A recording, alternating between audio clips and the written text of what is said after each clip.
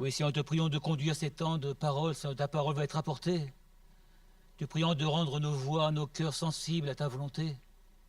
Te prions de nous aider, Seigneur, à recevoir ta parole, à avoir une oreille attentive, Seigneur, à ce que tu as à nous dire. Nous sommes là parce que nous avons soif de toi, Seigneur, nous avons besoin de toi, et combien, sans toi, nous ne pouvons rien, Seigneur. Tu es celui qui nous renouvelle, tu es celui qui nous relève, tu es celui qui nous parle, Seigneur, et nous vraiment, vraiment avoir des cœurs ouverts. Parce que, Seigneur, tu es celui qui bénit, et nous avons soif de te voir bénir encore aujourd'hui, de te voir relever, de te voir visiter, de te voir fortifier ton peuple rassemblé. Sois glorifié, Jésus. Amen.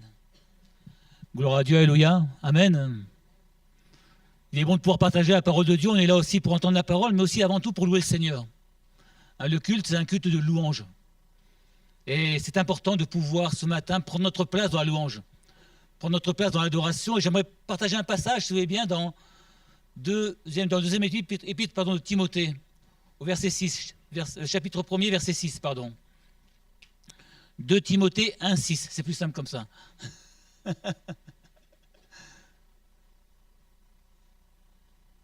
2 Timothée 1, 6.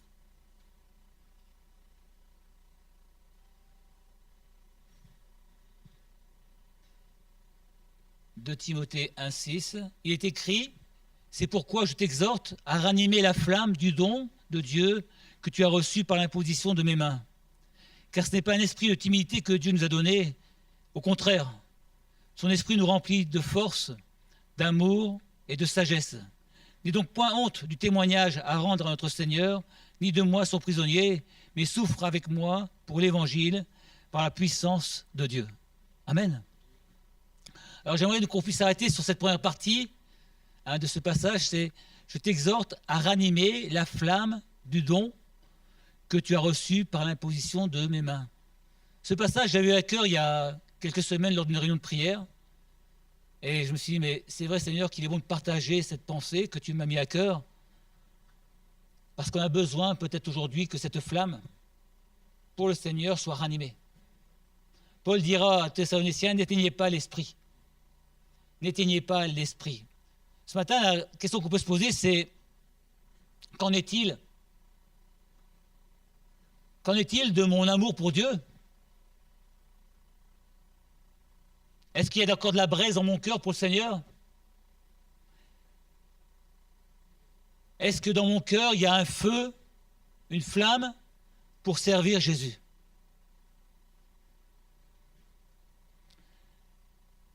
À l'image des 10 vierges, si on n'entretient pas la lampe avec l'huile, ben cette lampe va s'éteindre. Est-ce que dans ma lampe, ce matin, il y a encore de l'huile? Est-ce que dans ma lampe, ce matin, il y a cette envie d'éclairer les autres, de briller, non pas parce que je suis, mais parce que le Seigneur vit en moi. Tout à l'heure, il y a une prière que c'est Benoît qui l'a apportée. Elle dit, je t'apporte la flamme, Seigneur. Qu'est-ce que j'apporte ce matin au Seigneur? Qu'est-ce que je suis venu apporter ce matin à Jésus? Lorsque je viens dans ce lieu, le dimanche matin, qu'est-ce que je veux apporter au Seigneur? Qu'est-ce que tu veux, toi, ce matin, apporter au Seigneur? Paul dira, je t'invite et je t'engage à ranimer cette flamme. Ranimer cette flamme, c'est peut-être revenir à une intimité avec Jésus. Peut-être revenir dans notre vie personnelle. Peut-être revenir au Seigneur, tout simplement. Est-ce qu'aujourd'hui, nous sommes proches du Seigneur? Est-ce qu'aujourd'hui, dans ma vie, je peux dire, oui, Seigneur, c'est vrai que je suis près de toi. C'est vrai, Seigneur, que dans mon cœur, c'est vrai que pour toi, il y a quelque chose qui brûle.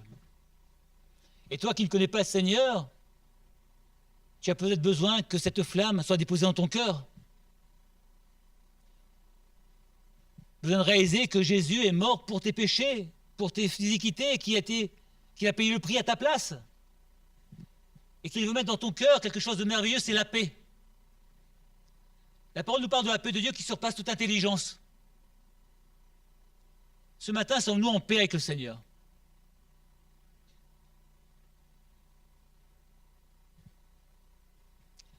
Ce matin, es-tu en paix avec Jésus?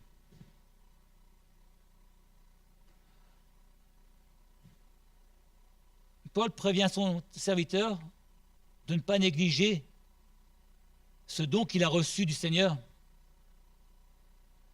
Parce que s'il le néglige, s'il ne maintient pas cette flamme, si la braise de l'amour de Christ n'est pas maintenue, elle va se refroidir. Vous avez tous si vous avez des feux chez vous, si vous ne mettez pas de bois, forcément, le feu va s'éteindre. Le Seigneur a dit qu'il n'éteindra pas l'aluminium qui fume encore.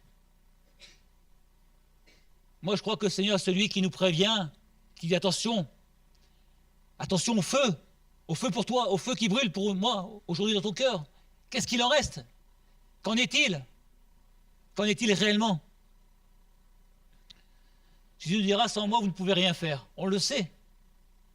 Alors faisons-le avec le Seigneur. Cherchons le Seigneur pour savoir ce qu'il attend de nous. Pour le servir, le glorifier. Donc, il est important de réaliser que notre corps est le temple du Saint-Esprit. C'est ce que dira Paul. Vous êtes le temple du Saint-Esprit, mais il ne dira pas que ça. Il dira que l'Esprit de Dieu habite en vous. L'Esprit de Dieu habite en nous. Mais quelle place lui sont-nous, pardon. Quelle place a-t-il réellement en nous le Saint-Esprit? Sommes-nous sensibles à sa voix lorsqu'on agit? Est-ce qu'on recherche ce qu'il veut ou alors est-ce qu'on fait ce qu'on veut nous? Jean 20, verset 22 est écrit après ces paroles, en parlant de Jésus, il souffla sur eux et il leur dit, recevez le Saint-Esprit. Il souffla sur eux et il leur dit, recevez le Saint-Esprit. Qu'en est-il pour nous aujourd'hui? Vous savez, le refroidissement spirituel est un danger. Et la Bible nous met en garde contre ce danger. Mais ce danger peut toucher chacun d'entre nous.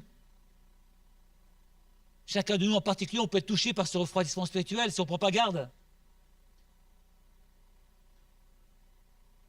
Une manière d'éviter ce refroidissement, c'est de toujours laisser Dieu au centre de notre vie. Est-ce que Dieu, ce matin, est bien au centre de ta vie? Est-ce que Dieu est vraiment celui qui a la première place dans ta vie? Et c'est pas parce qu'on est là ce matin que forcément Dieu a la première place. Ça doit être qu'une conséquence du fait que Dieu a la première place dans ma vie.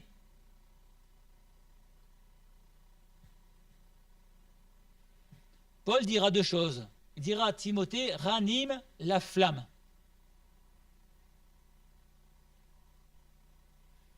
La première des questions, c'est qu'est-ce qu'elle est? Comment est-ce qu'elle brille, ma flamme, aujourd'hui? Vous savez, une flamme a deux utilités, entre autres. Sa première, c'est qu'elle réchauffe. La flamme est là pour réchauffer. Est-ce que dans ma vie, ceux qui m'entourent, lorsqu'ils me voient, m'entendent, ont le cœur qui est réchauffé? Est-ce que les paroles que je prononce, est-ce que ma manière de vivre réchauffe celles et ceux qui m'entourent? Est-ce que par mes exhortations, par ma manière de parler de Jésus, je suis capable, avec l'aide du Saint-Esprit, de réchauffer le cœur de celles et ceux qui m'entourent? Ranime cette flamme, nous dit le Seigneur, et il nous dit peut-être à nous ce matin aussi, peut-être temps que tu ranimes cette flamme, que tu ranimes ce feu pour moi. Deuxième utilité de la flamme, c'est qu'elle éclaire. On est d'accord? Jésus nous rappellera que nous sommes la lumière du monde. Vous êtes la lumière du monde. Est-ce que ma vie, aujourd'hui, est une lumière pour celles et ceux qui sont autour de moi? Mes voisins, mes collègues, mes enfants, mon conjoint peut-être. Est-ce que ma vie, est-ce que ce que je vis est vraiment une lumière, et est-ce que ça éclaire, et est-ce que ça donne envie? Est-ce que ma vie donne envie à ceux qui m'entourent de rencontrer Jésus? Est-ce que mon comportement, mes paroles, mes actions, est-ce que le fait d'avoir changé en ayant rencontré Jésus interloque les autres en disant mais qu'est-ce qu'il y a? Qu'est-ce qui s'est passé chez lui? Pourquoi est-ce qu'il est comme ça aujourd'hui? Pourquoi est-ce que ce qu'il fait m'éclaire tant que ça?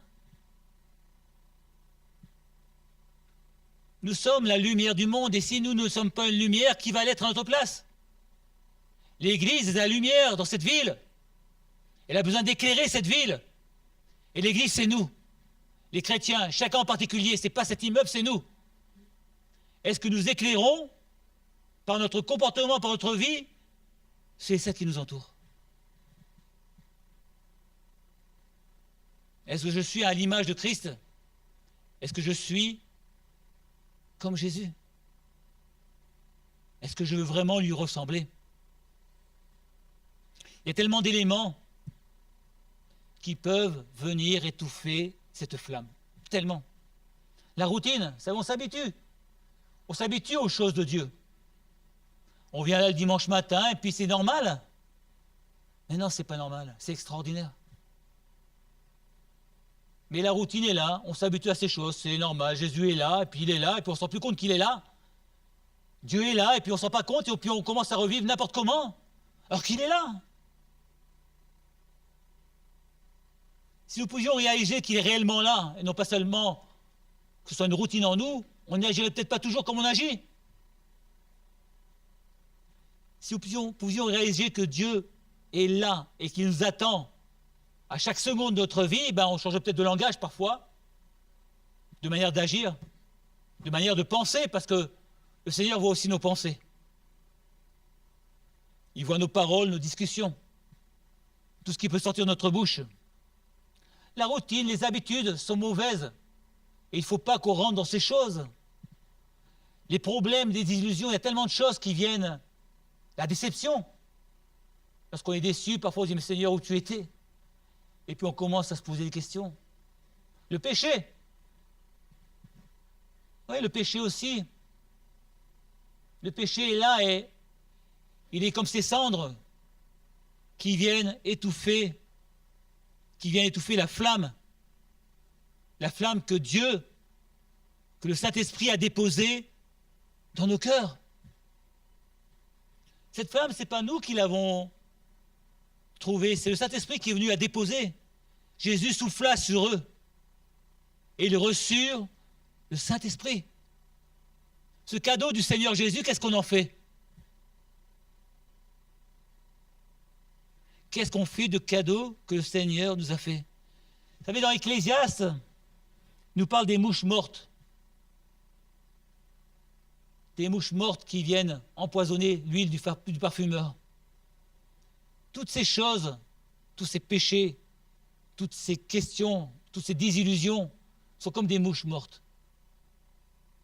Et ces mouches viennent détruire l'œuvre que le Seigneur a fait dans notre vie. Sommes-nous toujours une bonne odeur de Jésus-Christ? Suis-je, dans ma vie, une bonne odeur de Jésus? Il est un danger qui nous guette tous, c'est les faux raisonnements. Vous savez, souvent on dit « moi je pense ». Moi je pense que, et par rapport à ce que dit lui, moi je pense que. Ce qu'il faudrait peut-être dire, c'est « mais toi mon Dieu, qu'est-ce que tu penses ?» Mais toi, Seigneur, qu'est-ce que tu en penses? Parfois, nous sommes dérangés par des choses et comme on est dérangé, on n'aime pas être dérangé. Je ne sais pas si vous êtes comme ça, mais moi, oui. Et puis, on a envie de dire, mais moi, je pense que c'est pas bien. Parce que ça me dérange. Parce que ça m'embête, parce que ça m'ennuie. Et si c'était du Seigneur? Si on apprenait à dire davantage, mais Seigneur, toi, qu'est-ce que tu penses? Jésus, toi, qu'est-ce que tu veux aujourd'hui? C'est gênant, vous savez, parce que c'est pas facile. Tous ces faux raisonnements qui sont en nous, qu'on entretient parce qu'ils nous arrangent bien, mais qui ne sont pas selon le cœur du Seigneur. Ce matin, Paul dira à Timothée, mais Ranime cette flamme. Ranime cette flamme.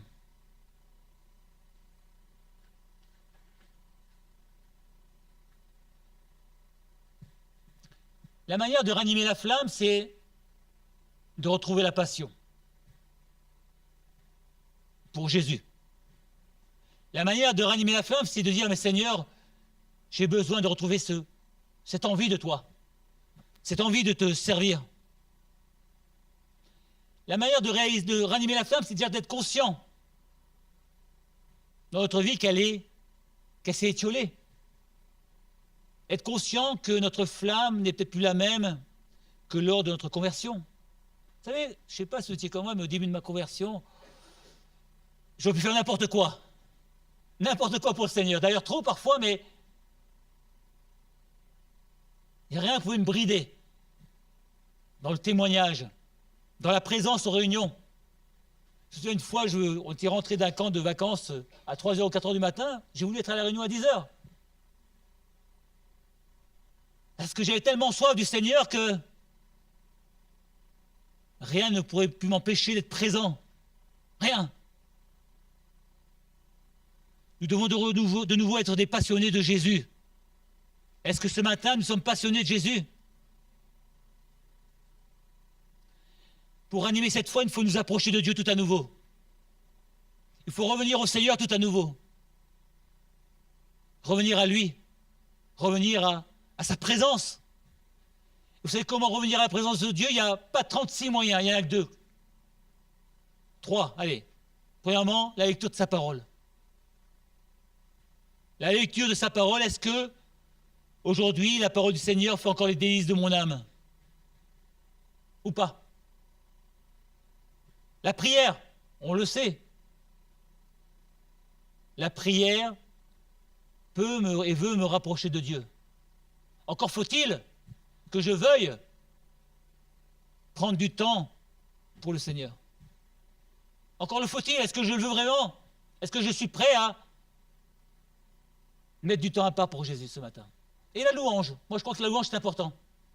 Pourquoi? Parce que Dieu siège au milieu de la louange de son peuple.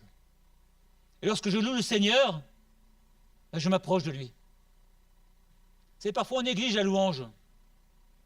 Mais c'est tellement important de remercier Dieu, de lui dire merci pour tout ce que tu fais, tout ce que tu as fait, tout ce que tu vas faire.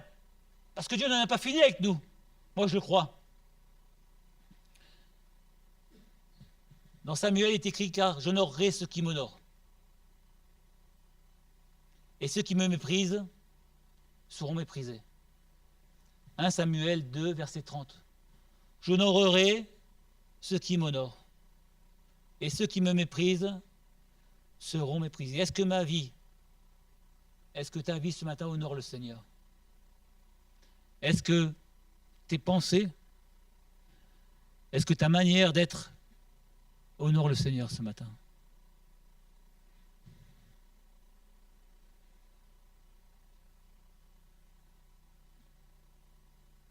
Ce matin, si cette flamme n'est plus en nous, aussi fervente qu'elle était, sommes-nous prêts à faire le nécessaire? Sommes-nous prêts à faire ce qu'il faut pour qu'elle revienne à nouveau? Vous savez, dans ce passage qu'on a lu, Paul dira « ranime cette flamme ». Il ne va pas dire « je vais prier Dieu pour qu'il ranime la flamme ». Il va dire « toi Timothée, viens ranimer cette flamme ». C'est ton rôle, ta responsabilité. C'est à toi de ranimer cette flamme, c'est pas à Dieu de la ranimer pour toi. Le Saint-Esprit est là. Il t'a été donné, mais toi, si tu veux vraiment qu'il y ait un changement, c'est à toi de faire le nécessaire pour ranimer cette flamme. C'est souvent on demande à Dieu, hein, vous savez, il y a des prières, Seigneur, redonne-moi ce feu, ranime cette flamme en moi. Là, Paul nous dira l'inverse. Non, mais toi, viens et ranime cette flamme et fais ce qu'il faut pour animer cette flamme. Fais ta partie pour animer cette flamme et Dieu fera le reste. Mais avant tout, si tu ne fais pas ta partie, Dieu ne fera pas le reste. C'est quand Pierre a marché sur l'eau, il n'était pas tout seul dans le bateau. Il y avait tous les disciples. Et il est le seul qui a osé sortir du bateau. Peut-être que les autres se disaient, mais Seigneur, sors-moi du bateau. Seigneur, fais-moi marcher sur l'eau. Parfois, on voudrait que le Seigneur fasse tout. Et qu'on n'ait plus rien à faire. Dans le témoignage, c'est pareil. Seigneur, je me tiens dans la prière pour un tel. C'est bien de se tenir dans la prière, mais c'est bien d'aller aussi témoigner. On pense que lorsqu'on a prié, on a tout fait. Non, non. La prière nous aide à rentrer dans la dimension du service. Si je prie pour l'évangélisation que je n'ai pas évangélisé, à quoi ça sert? Il n'y a pas des spécialistes de l'évangélisation, on est tous appelés, tous amenés à parler et à témoigner de Jésus autour de nous. Sommes-nous spectateurs ou sommes-nous acteurs de la foi? Ce matin, je suis un spectateur ou un acteur de la foi. Est-ce que j'agis? Est-ce que j'agis ou est-ce que je regarde ce qui se passe autour de moi? C'est les spectateurs, souvent en esprit critique. Parce qu'ils sont en spectateur, ils peuvent critiquer. Et celui qui est acteur, il n'a pas le temps de critiquer. Parce qu'il est dans l'action. Suis-je spectateur ou suis-je acteur de la foi?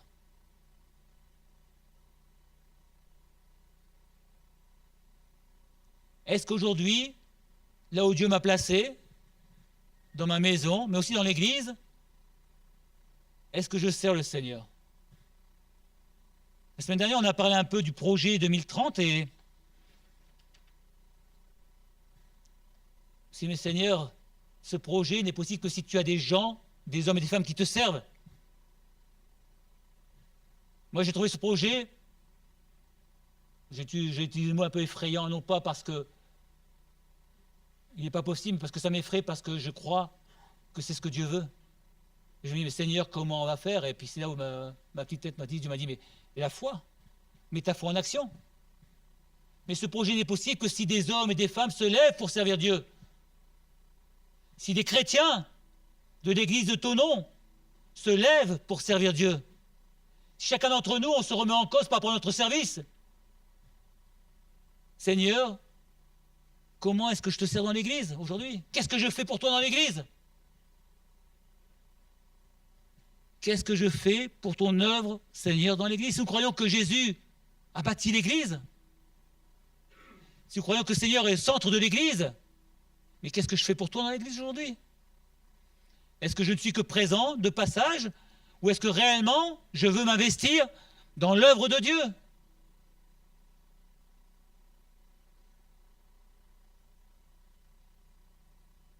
La question qu'il faut se poser, c'est important parce que nous marchons avec le Seigneur, nous courons avec le Seigneur, mais de quelle manière est-ce que je cours et où je cours? Vous savez, il y a des gens qui courent partout, mais nulle part à la fois. Quel est le but de ma vie? Quel est le but de mon service pour le Seigneur?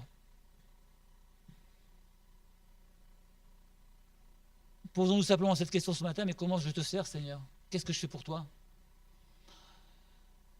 Alors, vous allez me dire, mais moi, j'ose pas.